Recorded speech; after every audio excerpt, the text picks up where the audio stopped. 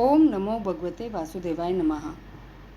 उद्धव जी कहते हैं, इसके बाद श्री कृष्ण अपने माता पिता देवकी वसुदेव को सुख पहुंचाने की इच्छा से बलदेव जी के साथ मथुरा पधारे और उन्होंने शत्रु समुदाय के स्वामी कंस को ऊंचे सिंहासन से नीचे पटककर तथा उसके प्राण लेकर उसकी लाश को बड़े जोर से पृथ्वी पर घसीटा। सांदीपनी मुनि के द्वारा एक बार उच्चारण किए हुए सांगोपांग वेद का अध्ययन करके दक्षिणा स्वरूप उनके मरे हुए पुत्र को पंचजन नामक राक्षस से पेट से लाकर दे दिया। भीष्म नंदिनी रुक्मिणी के सौंदर्य से अथवा रुक्मी के बुलाने से जो शिशुपाल और उसके सहायक वहां आए हुए थे, उनके सिर पर पैर रखकर गांधर्व विधि के द्वारा विवाह करने के लिए अपनी नित्य संगिनी रुक्मिणी को वे वैसे ही हरण कर लाए जैसे गरुड़ अमृत कलश को ले आए थे। स्वयंवर में 7 बिना नथे हुए बैलों के नाचकर नागनजीति से विवाह किया। इस प्रकार मान भंग हो जाने पर मूर्ख राजाओं ने शस्त्र उठाकर राजकुमारी को छीनना चाहा। तब भगवान श्री कृष्ण ने स्वयं बिना घायल हुए अपने शस्त्रों से उन्हें मार डाला। भगवान विषयी पुरुषों की सी लीला करते हुए अपनी प्राण प्रिया सत्यभामा को प्रसन्न करने की इच्छा से उनके लिए स्वर्ग से कल्प वृक्ष उखाड़ लाए।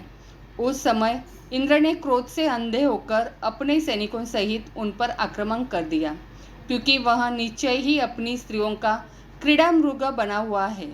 अपने विशाल डील डोल से आकाश को भी ढक देने वाले अपने पुत्र भौमासुर को भगवान के हाथ से मरा हुआ देखकर पृथ्वी ने जब उनसे प्रार्थना की, तब उन्होंने भौमासुर के पुत्र भगत को उसका बचा हुआ राज्य देकर उसके अंतपुर में प्रवेश किया। वहाँ भौमासुर द्वारा हरकर लाई हुई बहुत सी राजकन्याएं थीं। वे दीन बंधु श्री कृष्णचंद्र को देखते ही खड़ी हो गई और सबने महान हर्ष, लज्जा एवं प्रेम पूर्ण चित्तवन से तत्काल ही भगवान को पति रूप में वरण कर लिया। तब भगवान ने अपनी निशक्ति योग माया से उन ललनाओं को अनुरूप उतने ही रूप धारण कर उन सबका अलग अलग महलों में एक ही मुहूर्त में विधिवत पानी ग्रहण किया। अपनी लीला का विस्तार करने के लिए उन्होंने उनमें से प्रत्येक के गर्भ से सगी गुणों में अपने ही समान 10-10 पुत्र उत्पन्न किए। जब कालयम वन जरासंध और शाल्विंदी ने अपनी सेनाओं से मथुरा और द्वारकापुरी को घेरा था, तब भगवान ने निज जनों को अपनी अलौकिक शक्ति देकर उन्हें स्वयं मरवाया था।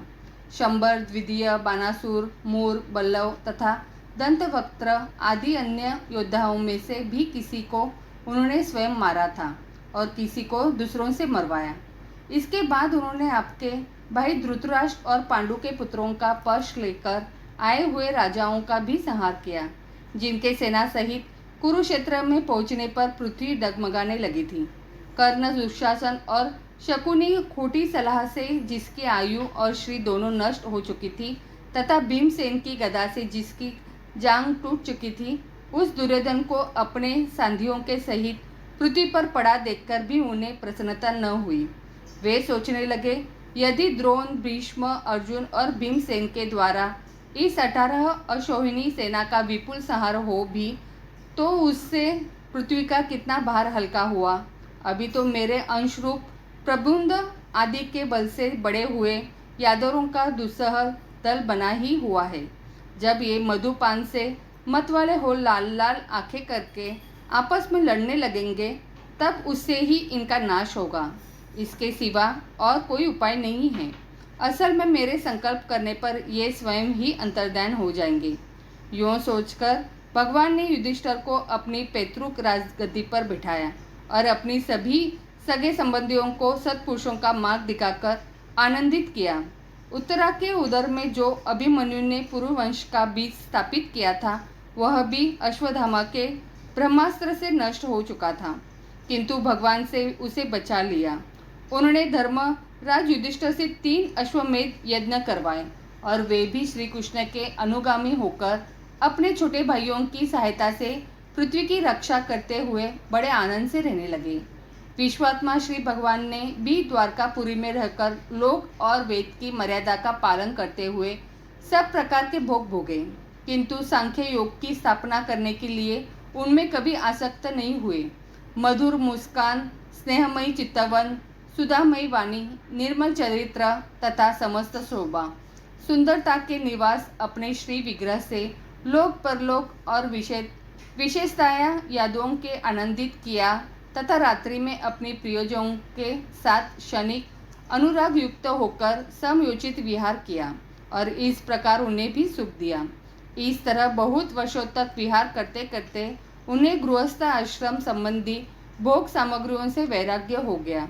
ये भोग सामग्रियां ईश्वर के अधीन है और जीव भी उन्हीं के अधीन है।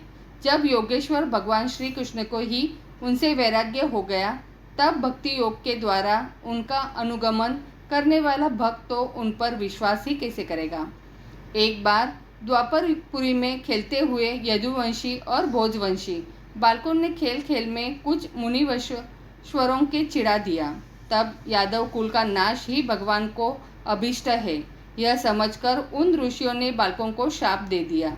इसके कुछ ही महीने बाद 22 वर्ष वृष्णि, भोज और अंधकवंशी यादव बड़े हर्ष से रथों पर चढ़कर प्रभा क्षेत्र को गए। वहां स्नान करके उन्होंने तब उस तीर्थ के जल से पितर देवता और ऋषियों का तर्पण किया तथा ब्राह्मणों को श्रेष्ठ गौवें दी। उन्होंने सोना, चांदी, शैया, वस्त्र, मृग चर्म, कंबल, पालकी, रथ, हाथी, कन्याएं और ऐसी भूमि जिससे जीविका चल सके तथा नाना प्रकार के सरस अनंत भी भगवान दर्पण करके ब्राह्मणों को दिए। इसके पश्चात गौ और ब्राह्मणों के लिए ही प्राण धारण करने वाले उन वीरों ने पृथ्वी पर सिर टेककर उन्हें प्रणाम किया। आगे की कथा अगले अध्याय में। तो बोलो प्रेम से राधे राधे।